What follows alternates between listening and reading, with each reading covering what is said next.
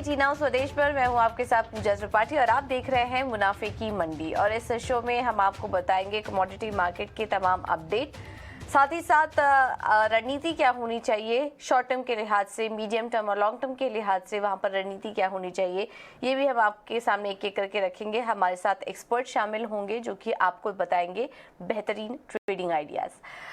लेकिन गेस्ट को शामिल करने से पहले नज़र डाल लेते हैं इस वक्त की बड़ी खबरों पर। और कमोडिटी मार्केट में सबसे पहले शुरुआत करेंगे सोने चांदी के कारोबार से। और सोने की बात करें तो दायरे में आज कारोबार कर रहा है एज यूजुअल। यहाँ पर ज़्यादा कुछ एक्शन नहीं दिखाई दे रहा है सोने चांदी में पिछले काफ़ी समय से जो हम देख रहे हैं। और आज एफओएमसी मिनट्स की बैठक की मिनट्स आने वाले हैं, तो उसमें देखना होगा कि क्या कुछ निकल कर आता है। उसके पहले दायरे में कारोबार होता हुआ दिखाई दे रहा है। चांदी 200 अंकों की 200 रुपये की कमजोरी यहाँ पर भी है और 65,900 के नीचे इस वक्त कारोबार कर रहा है। कॉमेक्स पर अगर देखेंगे तो भाव $22 के नीचे है। अब आता है कच्चे तेल पर, तो यहाँ पर भी हल्की कमजोरी बनी हुई है। $83 के आसपास ही कारोबार कर रहा है। इनफैक्ट अब $83 के नीचे क्रूड आ चुका है। डिमांड को लेकर यहाँ पर चिंता बढ़ती जा रही है, जिसके चलते 1% की कमजोरी के साथ 6,300 पर MCX में क्रूड कारोबार कर रहा है। नेचुरल गैस में भी बिकवाली हावी है और अब ये आ चुका है 168 रुपए के भी नीचे, तो यहाँ पर बिकवाली हावी है। मिडल स्पेस में देखेंगे तो यहाँ पर भी चौतरफा दबाव ही देखने को मिल रहा है। %0.5 से ज़्यादा की कमजोरी के साथ एल्यूमिनियम 214 रुपए के नीचे है। कॉपर में कमजोरी है, 780 रुपए के नीचे कॉपर कारोबार कर रहा है। लेड और जिंक में भी यहाँ पर कमजोरी के साथ ही ट्रेड्स दिखाई दे रहे हैं। अब बात करते हैं एग्री कमोडिटी पर, तो यहाँ पर भी चौतरफा दबाव ही है और पिछले 2 दिनों से हम देख रहे हैं कि एग्री कमोडिटी में जो बिकवाली है वो बनी हुई है। कैस्टर 1% कमजोर है, 6650 रुपए के नीचे। कॉटन केक में करीब %0.5% की कमजोरी देखने को मिल रही है और 2,700 रुपए के नीचे कॉटन के कारोबार कर रहा है। जीरा हल्की तेजी में है और 30,600 रुपए के आसपास जीरा में ट्रेड इस पर देखने को मिल रहा है। हल्दी में %0.5% से ज्यादा की कमजोरी 7,050 के पास और धनिया भी करीब 1% कमजोर है और 6,850 रुपए के पास इस वक्त यहाँ पर कारोबार होता हुआ दिखाई दे रहा है। तो आज मसाले में भी हम देख रहे हैं कि अगर जीरा को छोड़ दे तो यहाँ पर कमजोरी ही देखने को मिल रही है। अगर ओवरऑल पूरा आज कमोडिटी स्पेस देखें तो यहाँ पर आज वीकनेस ही हावी है। अब हम एक एक करके समझेंगे कि हर एक सेगमेंट में क्या करना चाहिए। सबसे पहले एक्सपर्ट्स को शामिल कर लेते हैं। फिनलिट कंसल्टिंग प्राइवेट लिमिटेड से हमारे साथ वीरेश हिरेमठ जुड़ चुके हैं और इसके अलावा एमिरेट्स एनबीटी से धर्मेश भाटिया हमारे साथ मौजूद हैं। Commodities and currencies Motilal Oswal से अमित सजेजा भी हमारे साथ जुड़ चुके हैं, जो कि कमोडिटीज और करेंसीज को काफ़ी क्लोजली वॉच करते हैं। आप तीनों को बहुत बहुत स्वागत है शो पर। सबसे पहले वीरेश आपसे समझना चाहेंगे, सोने चांदी की चाल से ही शुरुआत करते हैं। ये पूरा हफ्ता हम देख रहे हैं कि काफ़ी ठंडा कारोबार है, एक दायरे में कारोबार होता हुआ दिखाई दे रहा है सोने चांदी में। आगे के लिए क्या ट्रिगर्स आप वॉच करेंगे जिसके चलते एक बड़ी तेजी या बड़ी गिरावट दोनों साइड के लेवल्स देखने को मिल सकते हैं? कौन से बड़े ट्रिगर्स को आप देख रहे हैं सोने चांदी में? गुड मॉर्निंग सभी दर्शकों को गुड मॉर्निंग कहना चाहता हूं। जैसे गोल्ड सिल्वर की बात की है तो पिछले कई दिनों से एक दायरे में ट्रेड करते हुए देखने को मिल रहा है। जैसे हमने पिछले महीने से देखा तो मार्केट एक कंटिन्यूस दबाव में है, कहीं ना कहीं एक मार्केट करेक्शन मोड पे है। उसके चलते हुए हमें लगता है आज भी मार्केट एक करेक्शन मोड पे रहेगा। इसका एक कारण है कि डॉलर इंडेक्स में एक उछाल आया हुआ है। पिछले कई दिनों से ऑलमोस्ट 102 के नीचे भी चला गया था, वहां से सिर्फ 104 के ऊपर चला गया है। तो उसका भी एक दबाव है सोना और चांदी के ऊपर में। इसके अलावा आज जो एफओएमसी का मीटिंग मिनट्स आने वाला है उसके भी नजर टिकी हुई है मार्केट का, क्योंकि वो एक डायरेक्शन दे सकता है आने वाला दिन में फेड के ब्याज दरों के बारे में और उनका जो प्रोसेस रहेगा, कहीं या बॉन्ड बाइंग हो सकता है या इसका विड्रॉवल हो सकता है या कहीं ना कहीं इंटरेस्ट रेट बढ़ाने या घटाने का है, उसका एक डायरेक्शन मिल सकता है जब ये आज एफओएमसी का मीटिंग मिनट्स आने वाला है। उसके चलते हुए हमें लगता है आज एक दायरे में ट्रेड करते हुए देखने को मिलेगा। मेरे को लगता है एक दबाव रहेगा। मार्केट आज का ट्रेडिंग सेशन के देखना है तो इन्वेस्टर्स को या इंट्राडे ट्रेडर्स को बिकवाली करके आज का ट्रेडिंग कर सकता है। ठीक है। तो आज भी आप बिकवाली का ही ट्रेड लेके चलिए, बट एफओएमसी मीट की मिनट्स पर नज़र रहेगी। धर्मेश, आपसे ओवरऑल एक ग्लोबल व्यू लेना चाहेंगे। इस वक्त हम देख रहे हैं कि रूस यूक्रेन के बीच जो टेंशन है वो अब और बढ़ते हुए नजर आ रही है, और इसमें अमेरिका और रूस के बीच भी एक टकराव अब बढ़ता हुआ नजर आ रहा है। और इस पूरे माहौल को देख के अब ये भी कह रहे हैं कि ग्लोबल चिंताएं बढ़ सकती हैं। अमेरिका में भी ब्याज दरें और आगे बढ़ेंगी, और इसके अलावा महंगाई भी वहां पर और बढ़ सकती है। तो ग्लोबल चिंताएं अभी और ज़्यादा बढ़ते जा रही हैं। ये जो पूरा डेवलपमेंट हो रहा है ग्लोबली, इसे आप कैसे देख रहे हैं, और इसका असर कितना पड़ सकता है कमोडिटीज़ की चाल पर? अभी फिलहाल सोने चांदी पर आप अपनी राय दीजिए।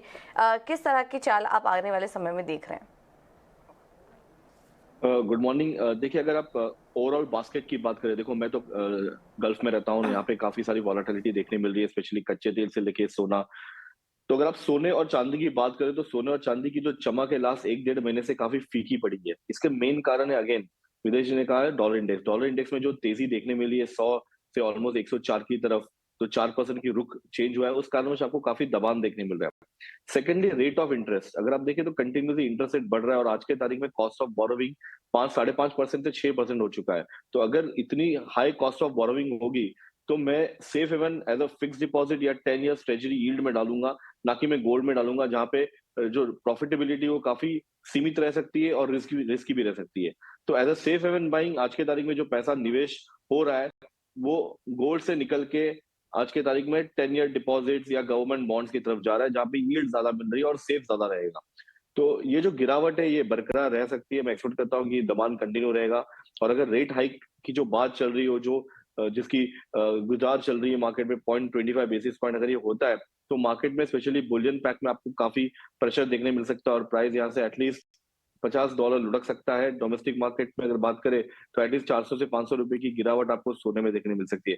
रही चांदी की बात, तो चांदी 50% और 50% बुलियन और बेस मेटल कैटेगरी में आती है, तो वो भी सोने को फॉलो कर रही है, और मैं एक्सपेक्ट करता हूँ कि चांदी में भी गिरावट बरकरार रह सकती है, और प्राइस $20 के स्तर आपको दिखा सकता है। तो डोमेस्टिक मार्केट की बात करें तो एटलीस्ट यहाँ से 2000 रुपए की गिरावट आपको करंट लेवल से देखने मिल सकती है। तो सोने और चांदी में दोनों साइड से मैं मंदी की ही सलाह दूंगा, और जिन्हें निवेश करना है, जिन्हें बाय करना है, तो मैं रेकमेंड करूंगा कि आप अभी वेट एंड वॉच करें, क्योंकि मार्केट में अभी भी जो दिशा है वो मंदी का है।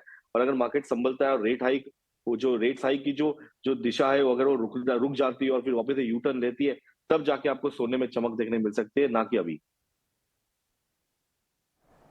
अमित, आपसे भी समझना चाहेंगे कि ये जो अभी पूरा माहौल बन रहा है, दोनों ही एक्सपर्ट हमारे, विदेश जी और धर्मेश जी, दोनों ही अब यहाँ से और करेक्शन की बात कर रहे हैं। अगर ऐसा हो रहा है तो फिर जिनको खरीदारी करनी है, लॉन्ग टर्म का निवेश का नजरिया है सोने चांदी में, उन्हें कौन से लेवल्स वॉच करने चाहिए? जी, गुड मॉर्निंग।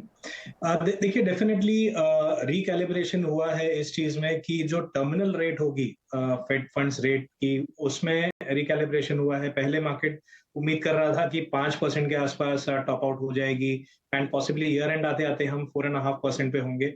बट अब कहीं ना कहीं 5.25 से 5.5% तक वो टर्मिनल रेट चली गई है, और हो सकता है 2024 तक रेट कट नहीं हो। ये एक कैलकुलेशन में थोड़ी सी एडजस्टमेंट हुई है, खास करके जब से non farm payroll data, US CPI data और जो भी इन्फ्लेशन रिलेटेड डेटा आए हैं उसके बाद। तो डेफिनेटली गोल्ड बिकॉज एक नॉन यील्डिंग एसेट है, जैसा धर्मेश जी ने भी बताया, तो यील्डिंग एसेट्स के साथ compete करने में थोड़ी दिक्कत होती है।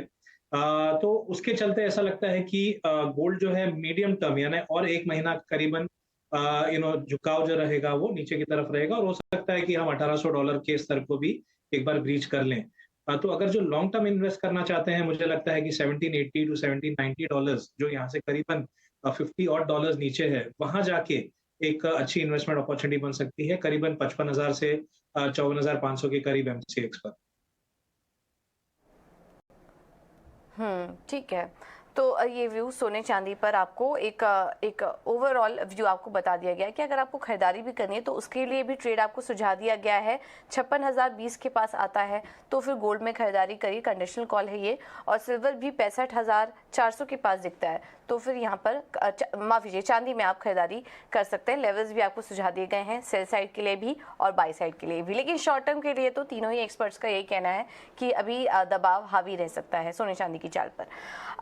कच्चे तेल पर अगर नजर डालें तो यहाँ पर भी अब वीकनेस बढ़ती जा रही है। ब्रेंट क्रूड अब $83 के पास कारोबार कर रहा है और एमसीएक्स पर देखेंगे तो 6300 के लेवल को कहीं ना कहीं होल्ड करने की कोशिश कर रहा है, लेकिन आज 1% से ज़्यादा की वीकनेस यहाँ पर देखने को मिल रही है कच्चे तेल में। अब आने वाले समय यहाँ पर भी फेड मिनट्स की का ही इंतज़ार है, लेकिन ग्लोबल चिंताओं का जो असर है, मांग में स्लो डाउन की बात की जा रही है, उसका असर कच्चे तेल में देखने को मिल रहा है। विदेश, आपका क्या व्यू बन रहा है क्रूड पर?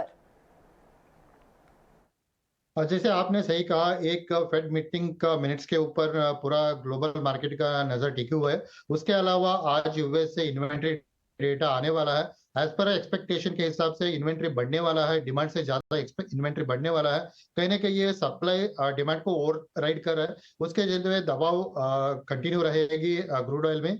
जैसे लेवल के बारे में बात किया तो मेरे को लगता है एक 15 से 20 पॉइंट का ऊपर जो भी रिकवरी आएगा वहां पे एक बिकवाली करके जा सकता है। हमें लगता है 60 to 80 या 60 to 60 का लेवल आज का before end of the session देखने को मिल सकता है। मेरा रिकमेंडेशन रहेगा 6320 के आसपास बिकवाली करना चाहिए 60 to 80 का टारगेट के लिए, और 60 to 50 का एक स्टॉप लॉस के साथ। ओके, ठीक है। तो ये कच्चे तेल में रहा है। इंट्राडे में आज 6200 के लेवल्स भी तोड़ सकता है क्रूड, ये व्यू यहाँ पर 6300 के लेवल्स भी तोड़ सकता है, ये व्यू यहाँ पर विदेश की तरफ से। तो बिकवाली करके चलिए। धर्मेश जी, अब आपसे समझना चाहेंगे यहाँ पर अभी किसी को अगर एंट्री लेनी हो, long term trader, long side के बायर्स हों, उन्हें क्या करना चाहिए कच्चे तेल में? कौन से लेवल्स आप सही देख रहे हैं एंट्री लेने के लिहाज से? देखिए, कच्चे तेल की बात करें तो कच्चे तेल में जो जो तेजी का माहौल था वो भी अभी है नहीं मार्केट में। जियोपॉलिटिकल टेंशन है नहीं, ठंडी का माहौल है नहीं, तो काफी सुस्त ट्रेड कर रहा है अगर आप देखिए कमोडिटी मार्केट में। अगर आप ओपेक और नॉन ओपेक के बीच में जो जुगलबंदी देख रहे हैं, उस कारणवश आप कच्चे तेल की जो चाल है, अगर आप WTI की बात करें तो $72 से $77, मैक्सिमम $80 की तरफ जाता है। डोमेस्टिक मार्केट में 6000 से लेकर 6800 तक के लेवल पे मार्केट घूम रहा है। ऑलमोस्ट 20% की फ्लक्चुएशन आपको हायर साइड में देखने मिल रही है। बट करंट सिनारियो में अगर आप देखें, जो दबान देखने मिले प्राइस में, ऑलमोस्ट $80 से प्राइस ऑलमोस्ट $75 की तरफ आ चुका है। तो कहीं ना कहीं मुझे लगता है मार्केट समझ जाएगा, क्योंकि ओपेक नहीं चाहता कि प्राइस में गिरावट हो, क्योंकि अगर ज्यादा गिरती है प्राइस में तो डेफिनेटली उनकी इकोनॉमी स्लो हो जाएगी और प्राइस में आपको देखिए तो एक तरफा डिफरेंट मूव आता है। और ऑन द अदर साइड जो यूएस है, जो नॉन ओपेक कंट्री है, वो अपना प्रोडक्शन कंटिन्यूस बढ़ाते जा रही है सो दैट की प्राइस में प्रेशर रहे और प्राइस नीचे आ जाए। तो ये दोनों बीच के जुगलबत्ती में प्राइस में आप देखिए तो काफी सीमित दायरे में ट्रेड हो रहा है। करंट लेवल से मैं रेकमेंड करूंगा कि आप कच्चे तेल में बाय करके चल सकते हैं, क्योंकि मार्केट में काफी अच्छा एक गोता लगा चुका है। प्राइस ऑलमोस्ट अगर आप देखिए 200-300 रुपए की फॉल लास्ट वीक में दिखा चुका है और करंटली मार्केट $75 पे काफी संभला हुआ है। तो मैं रेकमेंड करूंगा कि 6300 के लेवल पे आप बाय करके चले। और अगर आप अपसाइड देखें तो 200 से 250 रुपए की तेजी आपको देखने मिल सकती है। प्लस मुझे लगता है कि अगर डॉलर इंडेक्स बढ़ता है तो रुपए में भी आपको कमजोरी देखने मिलेगी, और कहीं ना कहीं रुपए में अगर कमजोरी होती है तो एमसीएक्स में प्राइस में आपको तेजी देखने मिल सकती है। तो ये दोनों साइड में मूव है, और मैं रेकमेंड करूंगा कि छोटी अवधि के लिए आप यहाँ पे बाय करके चल सकते हैं, पर स्टॉप लॉस के बिना इसमें ट्रेड न करें, क्योंकि मार्केट में दोनों साइड की मूव आने की संभावना हाई है। वो तो दिख ही रहा है। कच्चे तेल में हम काफी समय से देख रहे हैं दोनों साइड के फैक्टर्स प्ले कर रहे हैं। तो स्टॉप लॉस के साथ आप ट्रेड करिए अगर आप ट्रेडर हैं तो। और आपको इंटरडे के लिए भी लेवल सुझा दिए गए हैं कि आज कहां तक जा सकता है, और यहां पर अगर आपको पोजीशनल कॉल लेनी है तो उसके लिए भी आपको लेवल सुझा दिए गए हैं। और धर्मेश जी, आपने जो बताया वैसा दिख भी रहा है। देखिए 6300 तक आया, उसके आसपास आया, और उसके बाद नीचे से एक हल्का रिकवरी भी दिखाने की अब कोशिश कर रहा है कच्चा तेल। इस पर नजर रहेगी हमारी, क्या लेवल्स आगे बने रहेंगे, क्योंकि अभी मिनट्स भी जारी होने हैं तो उस पर भी हमारा फोकस बना रहेगा। अमित, आप भी अपना व्यू शेयर करिए, आपका क्या व्यू बन रहा है कच्चे तेल पर? जी, देखिए डेफिनेटली मिक्स फंडामेंटल्स के चलते एक सीमित दायरा रहा है पिछले 3 महीनों से लगभग, और मैं समझता हूं कि ये दायरा इवेंचुअली, अगर हम नेक्स्ट 1 महीने की बात करें या थोड़ी लंबी अवधि की बात करें, तो नीचे की तरफ रिजॉल्व करेगा। यानी हम हो सकता है कि $70 ब्रीफली ब्रीच होता हुआ देखें, हालांकि इमीडिएटली नहीं। लेकिन मैं जो ओवरऑल बायस है वो नीचे की तरफ है। इसलिए सेल करना प्रेफर करूंगा। हाँ, ये जरूर है कि क्योंकि शॉर्ट टर्म सपोर्ट्स हमें 6280 से 6300 के बीच दिख रहे हैं, तो थोड़ी उछाल पे बिकवाली कर सकते हैं। 6380 से 90 के बीच वहां पर कर सकते हैं, और 6470 का थोड़ा एक डीपर स्टॉप लॉस होगा। एंड सिमिलरली टारगेट भी जो होगा वो 6230 का होगा, जो हमने फेब फ्यूचर्स जब एक्सपायर हुए थे तो जो लो बनते हुए दिखे थे वो रीटेस्ट हो सकते हैं। ऑल्टरनेटिवली जो ऑप्शंस में ट्रेड करना चाहते हैं, मैं समझता हूं कि 170 के करीब 6300 का पुट लिया जा सकता है। सॉरी, 210 के करीब 170 का स्टॉप होगा, और 300 का टारगेट इस ऑप्शन का जो वैल्यू है उसका लिया जा सकता है। तो ओवरऑल मैं सेल ऑन रैलीज प्रेफर करूंगा, लेकिन 6400 की करीब। ठीक है, तो सेलन रैली की राय यहाँ पर दी जा रही है अमित की तरफ से। और ऑप्शन में भी आप क्या रणनीति अपना के चल सकते हैं माफ कीजिएगा, ये भी आपको बता दिया गया है। तो तीनों तरीके के ट्रेड बता दिए गए हैं, आप अपने अकॉर्डिंग यहाँ पर निर्णय ले सकते हैं। अब आते हैं मेटल्स पर। धर्मेश, अब मेटल्स पर क्या व्यू बन रहा है आपका? यहाँ पर भी हम देख रहे हैं चौतरफा दबाव नजर आ रहा है, क्या रणनीति सुझाएंगे बेस मेटल्स में? देखिए, अगर आप बेस मेटल की बात करें तो बेस मेटल में भी काफी मिक्स ट्रेड हो रहा है कंटिन्यूसली। अगर आप देखिए specially on the copper side, जो बेस मेटल का किंग है, डॉक्टर कॉपर कहते हैं हमें इसे, वो भी काफी दबाव में था, और प्राइस में आपको देखिए ऑलमोस्ट 800 से प्राइस 770 की तरफ लुढ़क चुका है और कंटिन्यूसली होल्ड कर रहा है। ये कंप्लीटली डॉलर इंडेक्स बेस है। अगर आप देखिए इकोनॉमी अगर रिवाइव होती है तो कहीं ना कहीं आपको तेजी देखने मिलती है, और पिछले क्वार्टर में जो 700 की कमोडिटी थी 800 हो गई, स्पेशली कॉपर की बात करें तो करंटली भी मुझे लगता है कि मार्केट में प्रेशर काफी है और प्राइस संभल चुका है, और यहाँ पे एक बार एक शॉर्ट कवरिंग या पुल बैक रैली देखने मिल सकती है। मैं रेकमेंड करूंगा कि आप गिरावट पे बाय करके चल सकते हैं। डाउनसाइड रिस्क काफी लिमिटेड है, बट अपसाइड ये फिर से 780 से लेके 790 की तरफ बढ़ सकता है। दूसरी मेरी कमोडिटी जिंक में रहेगी। अगर आप जिंक की चाल देखें, अगर आप लास्ट 6 महीने से भी अगर डेटा निकाल के देखें, तो ये कमोडिटी 260 से लेके 320 के दायरे में ट्रेड हो रही है, और मार्केट इसी दायरे में कंटिन्यूस ट्रेड हो रहा है। बट डाउनसाइड रिस्क लिमिटेड है, इकोनॉमी रिवाइव हो रही है, जियोपॉलिटिकल टेंशन है नहीं, सप्लाई का अच्छी खासी है और डिमांड भी अच्छी खासी है। तो कहीं ना कहीं यहाँ से मुझे लगता है कि मार्केट संभल जाएगा, और अगर रुपए की कमजोरी के कारण डोमेस्टिक मार्केट में ये फिर से तेजी दिखा सकता है। तो मैं रेकमेंड करूंगा कि ये लेवल पे कंटिन्यूसली आप बाय करके चल सकते हैं। डाउनसाइड रिस्क काफी लिमिटेड है। अपसाइड 280 से लेके 290 तक के टारगेट्स के लिए आप यहाँ पे पोजिशनली लेके चल सकते हैं। तो जिंक और कॉपर दोनों में मेरी शॉर्ट टर्म से लेके पोजिशनली बाय की रिकमेंडेशन रहेगी मेरी। बिल्कुल, जिंक और कॉपर लगातार जितने भी एनालिस्ट से हम बात करें, एक्सपर्ट से बात करें, उनकी नज़र जिंक और कॉपर पे बनी हुई है। यहाँ पर आप नज़र रखिए। एक बार अब एग्री कमोडिटीज़ पर भी नज़र डालते हैं और बात करते हैं स्पाइसेस की। आज जीरा मजबूत नज़र आ रहा है, लेकिन हल्दी और धनिया की बात करेंगे तो वहाँ पर करीब आधा % से ज़्यादा की कमज़ोरी आज के दिन देखने को मिल रही है। विदेश, आपका क्या व्यू बन रहा है मसालों पर, और क्या कोई ट्रेड आप देख रहे हैं इस स्पेस में? मसालों की बात की तो जीरा में ओवरऑल ट्रेंड पॉजिटिव है। जिस तरह से ग्लोबल डिमांड आ रही है जीरा के लिए, और सप्लाई का भी कंसर्न कहीं ना कहीं मार्केट में है, इसके चलते हुए जीरा में एक तेजी रहेगी। जैसे दूसरे धनिया और टर्मरिक की बात किया तो दोनों में एक दायरे का ट्रेड देखने को मिलेगा विथ डाउनसाइड बायस। तो आज के लिए मेरा मसालों में पिक रहेगा जीरा में एक डिप में बाय करके जा सकता है इंट्राडे, और एक छोटा सा पोजीशन के लिए भी बाइंग करके जा सकते हैं। वीरेश, कॉटन केक पर भी राय दीजिए। यहाँ पर भी हम देख रहे हैं कि आज दबाव ही है। NCDX पर कॉटन केक 2700 रुपए के नीचे, और करीब आधा % की वीकनेस यहाँ पर भी देखने को मिल रही है। और काफ़ी सारे दर्शक का सवाल भी हमें कॉटन केक को लेकर आता है। यहाँ पर किस तरह की चाल देख रहे हैं आप? कॉटन केक में मेरे को लगता है दबाव कंटिन्यू रहेगी। हमें लगता है मार्केट यहाँ से एक 2675 अभी रेट ट्रेड करते हुए देखने को मिल रहा है। मेरे को लगता है 2600 का एक नेक्स्ट इमीडिएट सपोर्ट है। मार्केट वहां से फिसल सकता है, वहां से एक बाइंग का पोजीशन बन सकता है एक शॉर्ट टर्म के लिए। आज के लिए मेरा व्यू रहेगा सेलिंग का कॉटन सीड ऑयल केक में। ठीक है, तो सेलिंग का व्यू है कॉटन केक पर। नेचुरल गैस पर एक बार चर्चा कर लेते हैं, क्योंकि यहाँ पर बिकवाली हावी है। MCX पर नेचुरल गैस देखिए अब 169 के नीचे आ चुका है। करीब 3.5% की कमजोरी इस वक्त नेचुरल गैस में देखने को मिल रही है। अमित, आपसे जानना चाहेंगे नेचुरल गैस में इस वक्त क्या कोई ट्रेड देख रहे हैं आप? जी बिल्कुल, देखिए नेचुरल गैस एक हाईली स्पेकुलेटिव कमोडिटी है, और हमें इसे बहुत दफा हमने देखा है कि एक्सट्रीम्स में ट्रेड होता है, यानी जब तेजी आती है तो बहुत एक्सट्रीम तेजी, और मंदी में भी ऐसा ही होता है। फिलहाल जो माहौल है, जो रुख है वो नीचे की तरफ है, मंदी की तरफ है। फ्रीपोर्ट टर्मिनल जो है वहां पर जो एक्सपोर्ट्स है वो रिज्यूम नहीं हो पाए हैं फुल्ली, और काफी माइल्ड वेदर या इवन वार्म वेदर के फोरकास्ट यूएस में नजर आ रहे हैं। तो इसके चलते एक हैमरिंग हमें प्राइसेस में देखने मिली है।